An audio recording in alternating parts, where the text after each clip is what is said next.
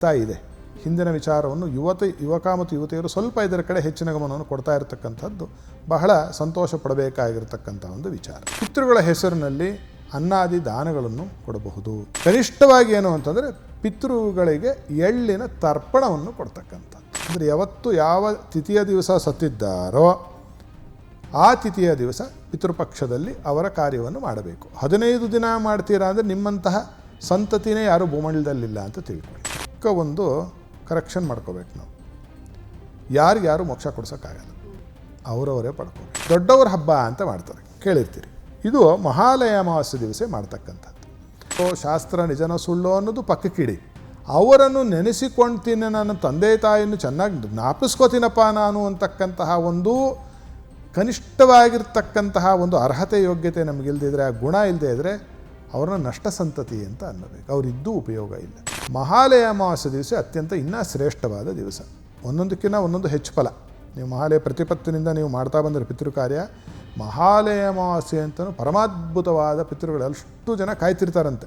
ಪ್ರತಿ ವರ್ಷ ಮಾಡ್ತೀವಿ. ವಾರ್ಷಿಕ ಶ್ರಾದ್ದದಲ್ಲೂ ಸಾಂವತ್ಸರಿಕ ಶ್ರಾದ್ದದಲ್ಲೂ ಕೂಡ ತಾಮ್ರದ ಪಾತ್ರೆಗಳನ್ನೇ ಬಳಸಬೇಕು.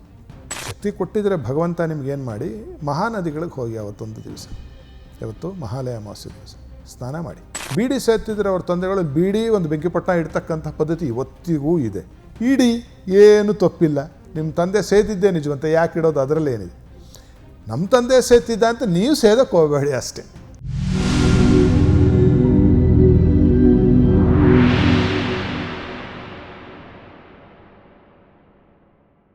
ನಮಸ್ಕಾರ ವೀಕ್ಷಕರೇ, ಟಿವಿ ವಿಕ್ರಮ ಹಂಸಧ್ವನಿ ಕಾರ್ಯಕ್ರಮಕ್ಕೆ ಸ್ವಾಗತ. ನಾನು ಶ್ವೇತಾ.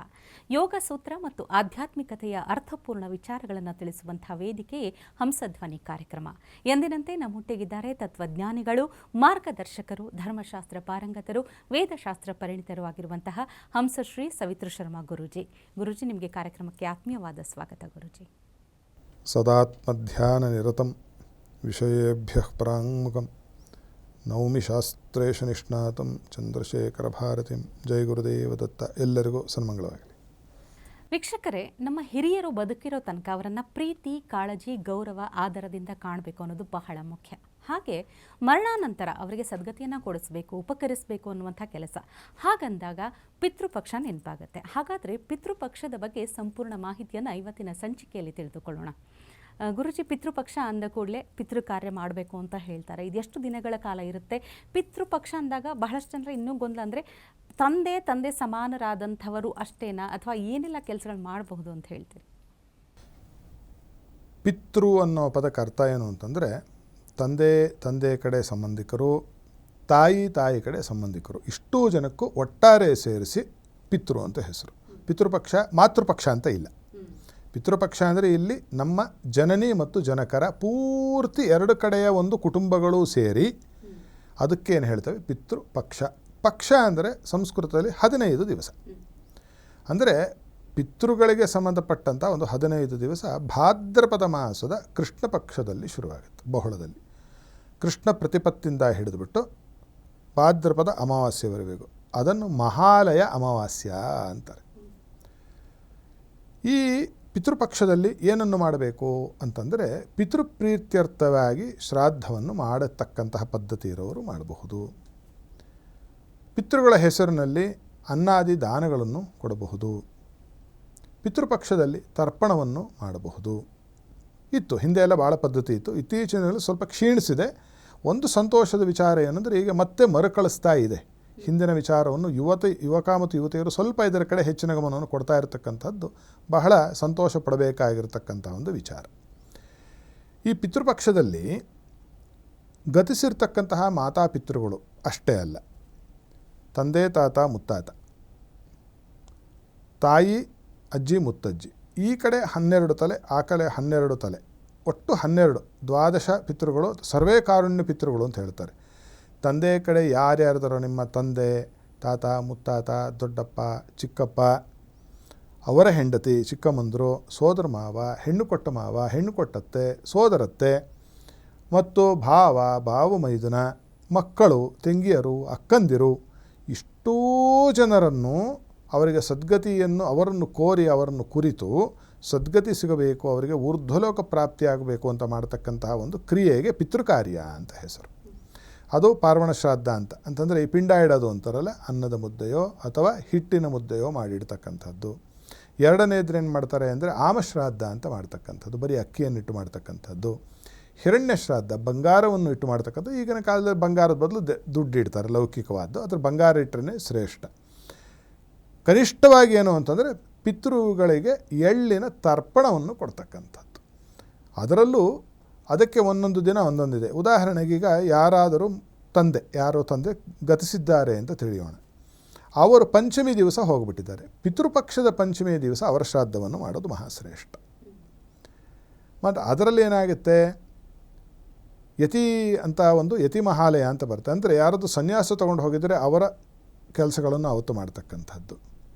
ಅದೇ ರೀತಿಯಾಗಿ ನೋಡಿದ್ರೆ ಶಸ್ತ್ರ ಹತ ವ್ಯತಿಪಾತ ಅಂತ ಬರುತ್ತೆ. ಅಂದರೆ ಯಾರಾದರೂ ಆ್ಯಕ್ಸಿಡೆಂಟಿನಲ್ಲಿ ಅಥವಾ ಬೇರೆ ರೀತಿಯಲ್ಲಿ ಸಾವನ್ನು ಹೊಂದಿದ್ದರೆ ಅವತ್ತಿನ ದಿವಸ ಅವರ ಸದ್ಗತಿಗೆ ಅವತ್ತು ನಾವು ಶ್ರಾದ್ದವನ್ನು ಮಾಡ್ತಕ್ಕಂಥದ್ದು. ಹೀಗೆ ಸುಮಾರು ಇದೆ. ಅಂದರೆ ಯಾವತ್ತು ಯಾವ ತಿಥಿಯ ದಿವಸ ಸತ್ತಿದ್ದಾರೋ ಆ ತಿಥಿಯ ದಿವಸ ಪಿತೃಪಕ್ಷದಲ್ಲಿ ಅವರ ಕಾರ್ಯವನ್ನು ಮಾಡಬೇಕು. 15 ದಿನ ಮಾಡ್ತೀರಾ ಅಂದರೆ ನಿಮ್ಮಂತಹ ಸಂತತಿನೇ ಯಾರೂ ಭೂಮಂಡಲದಲ್ಲಿಲ್ಲ ಅಂತ ತಿಳ್ಕೊಳ್ಳಿ. ಅದು ಬಹಳ ಶ್ರೇಯೋದಾಯಕ. ಇದ್ದಾರೆ ಪುಣ್ಯಾತ್ಮರು, ಅಲ್ಲಲ್ಲಿದ್ದಾರೆ. 15 ದಿನವೂ ಪಿತೃಗಳ ಶ್ರಾದ್ದವನ್ನು ಮಾಡ್ತಕ್ಕಂಥ ಮಹನೀಯರು ಇದ್ದಾರೆ. ಇವತ್ತಿಗೂ ಕೂಡ ಕೇಳ್ಪಟ್ಟೆ ಒಬ್ಬರು ಮಹನೀಯರು, ಅವರು ವರ್ಷಕ್ಕೆ ಅವರ ಪಿತೃಗಳದು 96 ಶ್ರಾದ್ದ, ಷಣ್ಣವತಿ ಶ್ರಾದ್ದಾಹ ಅಂತ ಉಂಟು ಶಾಸ್ತ್ರದಲ್ಲಿ. 96 ಶ್ರಾದ್ದವನ್ನು ಮಾಡ್ತಾರೆ ಅಂತ. ಅಂತಹ ಮಕ್ಕಳನ್ನು ಪಡೆದಂತಹ ಯಾರಿದ್ದಾರೆ ಪಾಲಕರು, ಅವರೇ ಧನ್ಯರು. ಯಾಕಂದರೆ ಈಗ ವರ್ಷಕ್ಕೆ ಒಂದು ಸತಿ ಮಾಡೋದೇ ಅತ್ಯಂತ ಕಷ್ಟ ಆಗಿಬಿಟ್ಟಿದೆ. ಕಷ್ಟ ಅಂತ ಅಂದ್ಕೊಂಡಿದ್ದಾರೆ. ಇದರಲ್ಲಿ ಒಂದು ಭಾಗ ಏನು ಅಂತಂದರೆ ಪಿತೃಗಳಿಗೆ ನಾವು ಮೋಕ್ಷವನ್ನು ಕೊಡಿಸೋದಕ್ಕೆ ಅಂತ ಹೇಳಿದ್ವಿ. ಇಲ್ಲಿ ಒಂದೇ ಒಂದು ಚಿಕ್ಕ ಒಂದು ಕರೆಕ್ಷನ್ ಮಾಡ್ಕೋಬೇಕು ನಾವು. ಯಾರಿಗ್ಯಾರು ಮೋಕ್ಷ ಕೊಡ್ಸೋಕ್ಕಾಗಲ್ಲ, ಅವರವರೇ ಪಡ್ಕೋಬೇಕು. ನಾನು ಏನು ಮರ್ತೋಗಿದ್ದೇನೋ ನಾನೇ ಜ್ಞಾಪಿಸ್ಕೋಬೇಕಲ್ವ. ಜ್ಞಾಪಿಸುವ ಪ್ರಯತ್ನವನ್ನು ಬೇರೆಯವ್ರು ಮಾಡ್ಬೋದು, ಆ ಪ್ರಯತ್ನವನ್ನು ಮಾಡಬೇಕು ಸಂತತಿ ಆದವರು. ಪಿತೃಗಳಿಗೆ ನಾವು ಜ್ಞಾಪನಕ್ಕೆ ತರೋದು ಒಂದು ಕ್ರಿಯೆ ಏನು ಅಂತಂದರೆ, ನೀವು ಆ ಜ್ಞಾನವನ್ನು ಹೊಂದಿ ಅವ್ರ ದೇಹ ಬಿಟ್ಟಿರ್ತಾರೆ, ಆದರೆ ಆತ್ಮಕ್ಕೆ ಸಾವಿಲ್ಲ ಅಂತ ಕೇಳಿದಿರಿ. ಅದು ಮೋಹಪಾಶಕ್ಕೆ ಒಳಗಾಗಿ ಎಲ್ಲೆಲ್ಲೋ ಇರುತ್ತೆ, ಯಾವ್ಯಾವುದೋ ಲೋಕದಲ್ಲಿ ಚೆದರು ಹೋಗ್ಬಿಟ್ಟಿರ್ತಾರೆ. ಅವರಿಗೆ ಜ್ಞಾಪಿಸುವ ಒಂದು ಕ್ರಿಯಾಕಲಾಪ ನಾವು ಮಾಡ್ತಕ್ಕಂತಹ ಶ್ರಾದ್ದಾದಿಗಳು, ಪಾರ್ವಣ ಶ್ರಾದ್ದಾದಿಗಳು, ತರ್ಪಣಾದಿಗಳು ಅಂತ ಆಗಿರುತ್ತೆ. ಎರಡನೆಯದೇನು ಅಂತಂದರೆ, ಗತಿಸಿರ್ತಕ್ಕಂತಹ ತಂದೆ ತಾಯಿಗಳು ಅವರೆಲ್ಲರೂ ಅದೇ ರೂಪದಲ್ಲಿ ಇರಲ್ಲ, ಅವ್ರ ರೂಪ ಬದಲಾಗಿರುತ್ತೆ. ಅವರ ತಂದೆ ಯಾರೋ ಒಬ್ಬರು ಹೋಗಿದ್ದಾರೆ, ಅವರ ಹೆಸರು ರಾಮಪ್ಪ ಅಂತ ಇಟ್ಕೊಳ್ಳೋಣ, ಯಾರೋ ಗತಿಸಿರೋರು. ರಾಮಪ್ಪ ಹಾಗೇ ಇರಲ್ಲ. ಸಿನಿಮಾಗಳಲ್ಲಿ ತೋರಿಸಿದ ಹಾಗೆ ರಾಮಪ್ಪನ ರೀತಿಯಲ್ಲೇ ಹೀಗೆ ದೆವ್ವವಾಗಿ ಬರುವುದು ಆ ಥರ ಇಲ್ಲ, ಶಾಸ್ತ್ರದಲ್ಲಿ ಉಲ್ಲೇಖ ಇಲ್ಲ. ಅವರ ರೂಪ ಹೊರಟೋಗುತ್ತೆ. ಅದಕ್ಕೊಂದು ಧಾಮ ಇದೆ, ಅದಕ್ಕೊಂದು ಕ್ಷೇತ್ರ ಇರುತ್ತೆ, ಅದಕ್ಕೊಂದು ಯಾವುದೋ ಒಂದು ಸ್ಥಳ ಇದೆ, ಅಲ್ಲೂ ಹೋಗಿ ಸನ್ನಿವಿಷ್ಟರಾಗಬೇಕು. ಅಲ್ಲಾಗಿಲ್ಲ ಅಂದರೆ ಅದಕ್ಕೇನ ಕೆಳಸ್ತರದಲ್ಲಿದ್ದಾಗ ಅವರನ್ನು ನಾವು ಅಲ್ಲಿಂದ ಮುಂದಕ್ಕೆ ತಳ್ಳತಕ್ಕಂತಹ ಒಂದು ಕೆಲಸಕ್ಕೆ ನಾವೇನು ಹೇಳ್ತೀವಿ, ಪಿತೃಕಾರ್ಯ ಅಂತ ಕರಿತೀವಿ. ಈ ರೀತಿಯಾಗಿ ಪಿತೃಪಕ್ಷದಲ್ಲಿ ಪಿತೃಗಳ ಕಾರ್ಯವನ್ನು ನಡೆಸಬೇಕು. ಸಮಷ್ಟಿಯಾಗಿ ಕೆಲವರಲ್ಲಿ ದೊಡ್ಡವರ ಹಬ್ಬ ಅಂತ ಮಾಡ್ತಾರೆ, ಕೇಳಿರ್ತೀರಿ. ಇದು ಮಹಾಲಯ ಅಮಾವಾಸ್ಯೆ ದಿವಸ ಮಾಡ್ತಕ್ಕಂಥದ್ದು. ಅದರಲ್ಲಿ ಕೆಲವು ತಪ್ಪುಗಳನ್ನು ಕೂಡ ಮಾಡ್ತಾ ಇದ್ದಾರೆ. ಈಗ ಪಿತೃಗಳಿಗೆ ಹೇಗೆ ತಲುಪಿಸೋದು ಇದನ್ನು? ಸುಮಾರು ಜನ ಇದಕ್ಕೆಲ್ಲನೂ ಕೆಲವು ಟ್ರೋಲ್ಗಳು ಮಾಡಿಕೊಂಡು ಕೆಲವು ಆಡಿಕೊಂಡು ಮಾಡ್ತಿರ್ತಕ್ಕಂಥದ್ದು ಆಗಿದೆ. ಈಗ ನೋಡಿ, ಉದಾಹರಣೆಗೆ ಯೋಚನೆ ಮಾಡಿ, ಬಹಳ ನೀವು ಬೌದ್ಧಿಕವಾಗಿ ನೀವು ಯೋಚನೆ ಮಾಡಬೇಕು, ಯಾರು ವೀಕ್ಷಕ ಮಹಾಶಯರು. ಈಗ ನಾನು 50 ವರ್ಷದ ಹಿಂದೆ ನಾನು ಚಿಕ್ಕ ಹುಡುಗನಾಗಿದ್ದಾಗ ಮುಂದೊಂದು ದಿವಸ ನಿಮಗೆ ಕೈಯಲ್ಲಿ ಒಂದು ಹೀಗೆ ಬರುತ್ತೆ, ಇಷ್ಟೇಷ್ಟಿರುತ್ತೆ, ಜಾಮೆಟ್ರಿ ಬಾಕ್ಸಲ್ಲಿ ಕಾಲ್ಭಾಗ ಇಷ್ಟಿಷ್ಟುದ್ದ ಜಾಮೆಟ್ರಿ ಬಾಕ್ಸ್ ಇಟ್ಕೊಂಡು ಓಡ್ತಿದ್ವಿ ಚಿಕ್ಕಲ್ಲಿ ನಾವು. ಇಷ್ಟೇಷ್ಟಿರುತ್ತೆ, ಇಷ್ಟೇಷ್ಟು ದಪ್ಪ ಇರುತ್ತೆ, 100 ಗ್ರಾಮ್ ಇರುತ್ತೆ. ಅದಕ್ಕೆ ಯಾವ ವೈರು ಇರಲ್ಲ, ಏನೂ ಇರಲ್ಲ, ಆ್ಯಂಟನ ಇರಲ್ಲ, ಏನೂ ಇರಲ್ಲ. ಅದನ್ನು ಹೀಗೆ ಒತ್ತುಬಿಟ್ಟು ಕಿವಿಲಿಟ್ಕೊಂಡ್ರೆ ನೀವು ಅಮೇರಿಕದಲ್ಲಿರೋರ ಹತ್ರ, ನೀವು ಅಂಟಾರ್ಟಿಕಾಲಿರೋ ಹತ್ರ ಮಾತಾಡ್ಬೋದು ಅಂದಿದ್ರೆ ಏನು ಮಾಡ್ತಿತ್ತು ಸಮಾಜ 50 ವರ್ಷದಿಂದ? ಇದೇ ಬೆಂಗಳೂರಿನಲ್ಲಿ ನಾನು ನೋಡ್ಬಿಟ್ಟು ತಲೆ ಕೆಟ್ಟೋಗ್ಬಿಟ್ಟಿದೆ, ಹುಡುಗನ ಪಾಪ ಏನೇನೋ ಮಾಡ್ಕೊಂಬಿಟ್ಟಿದ್ದಾನೆ ಅಂತ ಹೇಳಿ ನಗೋತಾ ಇದ್ದರು ಅಥವಾ ನನ್ನ ಆಡಿಕೊಳ್ತಿದ್ರು. ಅದೇ ರೀತಿಯಾಗಿ ನಮ್ಮ ಸಮಾಜ ಹಿಂದಿನವರನ್ನು ಮಾಡಿಕೊಟ್ಟಿದ್ದಾರಲ್ಲ, ಪಿತೃಗಳಿಗೆ ಇಲ್ಲಿ ಹಾಕಿದ್ರೆ ಅಲ್ಲಿ ಹೆಂಗೆ ತಲುಪುತ್ತೆ ಅಂತ, ಆ ರೀತಿಯಾಗಿ ಅದಕ್ಕೆ ವೈರ್ ಅವಶ್ಯಕತೆ, ಪೈಪ್ ಅವಶ್ಯಕತೆ ಇಲ್ಲ. ಅದನ್ನು ತಿಳ್ಕೊಳ್ಳೋಕ್ಕೆ ಬಹುಶಃ ನಮಗೆ ಇನ್ನೊಂದು 200 ವರ್ಷ ಹಿಡಿಸುತ್ತೆ ಈ ಟೆಕ್ನಾಲಜಿ ಅರ್ಥ ಆಗೋದಕ್ಕೆ. ಯಾವುದು ಶಾಸ್ತ್ರಕಾರರು ಹೇಳಿರ್ತಕ್ಕಂತಹ ಟೆಕ್ನಾಲಜಿ. ಅದೂ ಬೇಡ, ಇನ್ನೂ ಒಂದು ಹೇಳ್ತೀನಿ ಉದಾಹರಣೆ, ಭಾಳ ಚೆನ್ನಾಗಿ ಇನ್ನೂ ಚೆನ್ನಾಗಿ ಅರ್ಥ ಆಗುತ್ತೆ. 50 ವರ್ಷದೇ 50 ಬೇಡ 40 ವರ್ಷದ ಹಿಂದೆ ನಾನು ಹೀಗೊಂದು ಏನೋ ಒಂದು ಯಂತ್ರವನ್ನು ಚಿಕ್ಕ ಉಪಕರಣವನ್ನು ಕೈಲಿಟ್ಕೊಂಡು ಒಬ್ರು ಇರ್ತಾರೆ, ಅವ್ರ ಹೆಸರನ್ನು ಹಾಕ್ಬಿಟ್ಟಲ್ಲಿ ಯಾವುದು ರಾಜೇಶ್ ಅಂತ ಹಾಕ್ಬಿಟ್ಟು ಅವರ ಹೆಸರಿಗೆ ನಾನು 100 ರೂಪಾಯಿ ಅನುಸಂಧಾನವನ್ನು ಮಾಡು ಅಂತ ಹೇಳಿ ಒತ್ತಿದ ತಕ್ಷಣ ಅವ್ರಿಗಲ್ಲಿ ಠಣ್ ಅಂತ 100 ರೂಪಾಯಿ ಹೊರಟೋಗುತ್ತೆ. ಒಪ್ತಿದ್ದೀರಾ ನಮ್ಮ ಜನ? ಒಪ್ತಿರ್ಲಿಲ್ಲ ಒಪ್ತಿರ್ಲಿಲ್ಲ, 40 ವರ್ಷಗಳ ಹಿಂದೆ ಒಪ್ತಿರ್ಲಿಲ್ಲ. ಈಗ ಎಲ್ಲರೂ ಅದನ್ನೇ ಮಾಡ್ತಾ ಕೂತಿದ್ದಾರೆ ಅಲ್ವಾ? ಪೇಟಿಎಮ್ ಮಾಡ್ತೀನಿ, ಗೂಗಲ್ ಮಾಡ್ತೀನಿ, ಮತ್ತೊಂದು ಮಾಡ್ತೀನಿ, ಮಗದೊಂದು ಮಾಡ್ತೀನಿ ಅಂತ.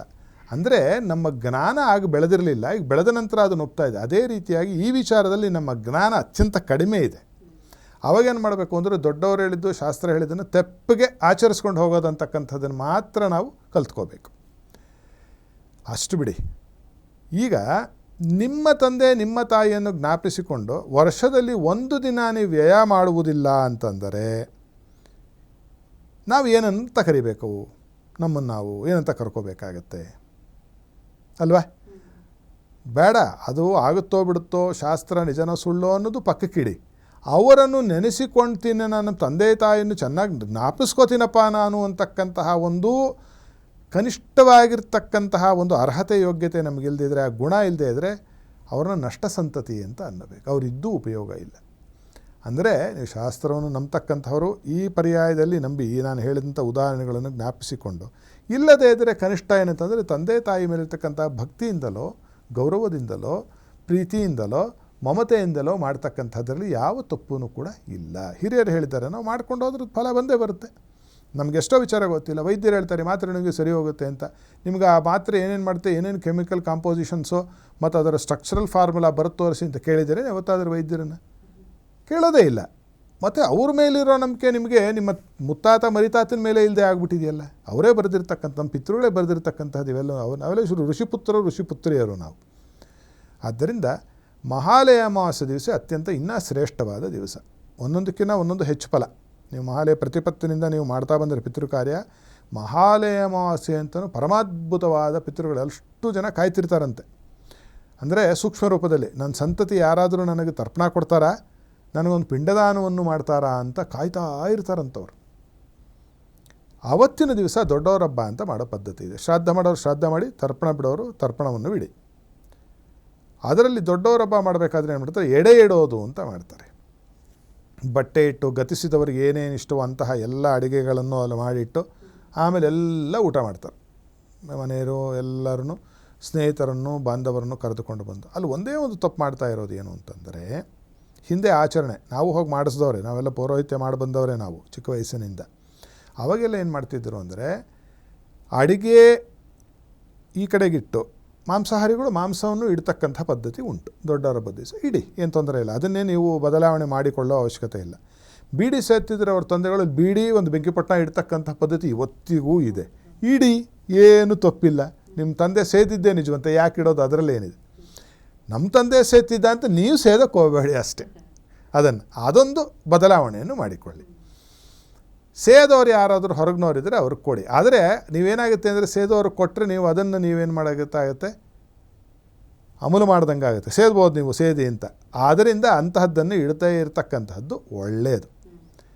ಇದು ಒಂದು ಪಕ್ಕಕ್ಕಾದ ನಂತರದಲ್ಲಿ ಇನ್ನೊಂದೆಡೆಗೆ ಇನ್ನೊಂದು ಯಾವುದಾದರೂ ಒಂದು ಮನೆಯಲ್ಲಿರ್ತಕ್ಕಂಥ ಕೋಣೆಯಲ್ಲಿ ದವಸ ಧಾನ್ಯಗಳನ್ನು ಇಟ್ಟು, ದವಸ ಧಾನ್ಯಗಳನ್ನು ಕನಿಷ್ಠ 5 ಜನ ಹೊಟ್ಟೆ ತುಂಬುವಷ್ಟು ದವಸ ಧಾನ್ಯವನ್ನು ಇಟ್ಟು, ಅಲ್ಲಿ ವಸ್ತ್ರವನ್ನು ಇಟ್ಟು, ಯಾರಾದರೂ ಪುರೋಹಿತರನ್ನು ಕರೆದು ಚಿಕ್ಕದಾಗಿ ಅದಕ್ಕೊಂದು ವಿಧಿ ಇದೆ, ಮಹಾಲಯ ಅಮಾವಾಸ್ಯೆದು ಆ ಸಂಕಲ್ಪ ಅಂತ ಹೇಳ್ತಾರೆ, ಅದನ್ನು ಮಾಡಿಸಿ ಧಾರಾದತ್ತ ಮಾಡೋದು ಅಂತಾರೆ. ಅದನ್ನು ಮಾಡಿ ಏನು ಮಾಡಬೇಕು ಅಂದರೆ, ಧಾನ್ಯಗಳನ್ನು, ವಸ್ತ್ರಗಳನ್ನು ಬ್ರಾಹ್ಮಣರಿಗೆ ದಾನ ಮಾಡಬೇಕು. ಬ್ರಾಹ್ಮಣರಿಗೆ ಯಾಕೆ ದಾನ ಮಾಡಬೇಕೋ ಇಲ್ಲೊಂದು ಪ್ರಶ್ನೆ ಬರುತ್ತೆ. ಅದಕ್ಕೆ ಹೆಂಗೆ ಅಂತಂದರೆ, ಪೋಸ್ಟ್ ಯಾರಿಗಾದ್ರೂ ಹಾಕಬೇಕು ಅಂದರೆ ಎಲ್ಲಿ ಹಾಕಬೇಕೋ, ಪೋಸ್ಟ್ ಆಫೀಸ್ಗೆ ಹಾಕಬೇಕು. ಬ್ರಾಹ್ಮಣರಿಗೆ ಹಾಕಿದ್ದೇನಾಗುತ್ತೆ, ಅದು ಪಿತೃಗಳಿಗೆ ತಲುಪುತ್ತೆ. ಹೆಂಗೆ ತಲುಪುತ್ತೆ ಅನ್ನೋದಕ್ಕೆ ಉದಾಹರಣೆ ಆಗಲೇ ಕೊಟ್ಟಿದ್ದೀನಿ ನಾನು.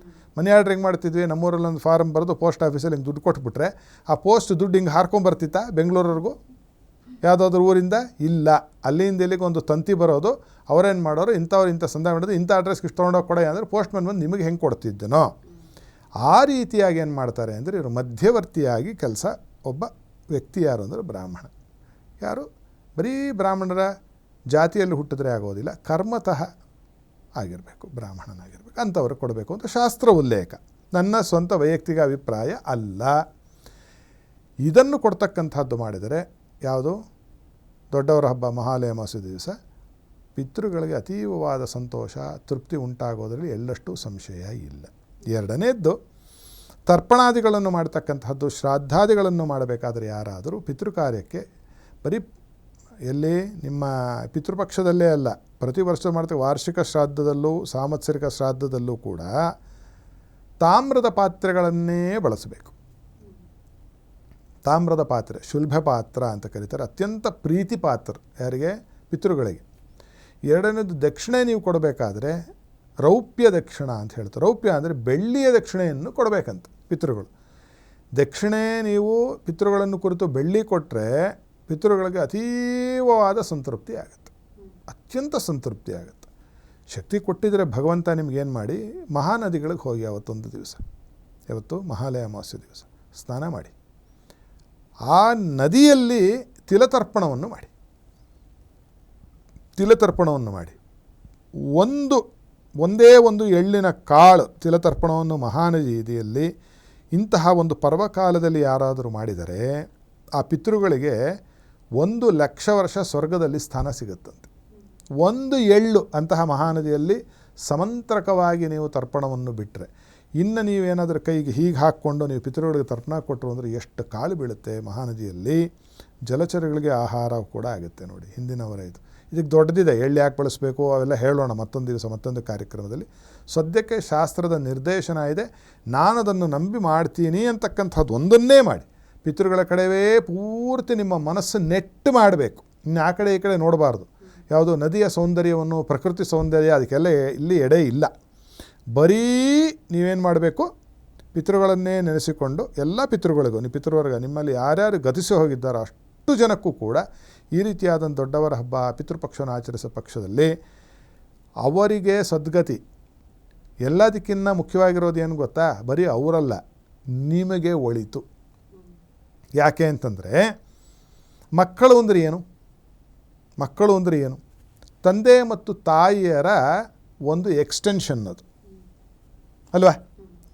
ಈ ದೇಹ ಇರುವವರೆಗೂ ಪಿತೃಗಳ ಅಣುಗಳು ನಮ್ಮಲ್ಲಿ ಇರುತ್ತೆ, ತಂದೆದು ತಾಯಿದು ಎಲ್ಲ ಇರುತ್ತೆ. ಅದು ನೀವು ಜೀನ್ಸ್ ಅಂತ ಕರ್ಕೋತಿರೋ, DNA ಅಂತ ಕರ್ಕೋತಿರೋ ನಿಮಗೆ ಬಿಟ್ಟಿದ್ದು.